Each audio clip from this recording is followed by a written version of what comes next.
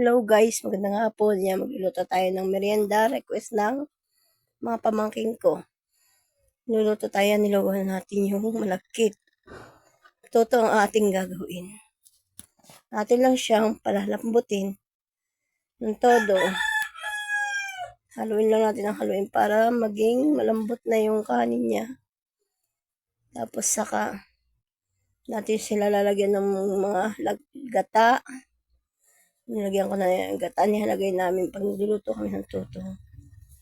Tapos halo-haloin lang natin uli at lalagyan na rin natin yan ng asukal pagkahalo. Tamang halo lang muna tayo guys. Nirequest nila to kasi napapaibig daw sila sa tutong. Yan, nilagay ko na yung asukal. Hahaluin uli natin. Halo lang muna. At para lumasala sa lahat yung asukal na nilagay natin.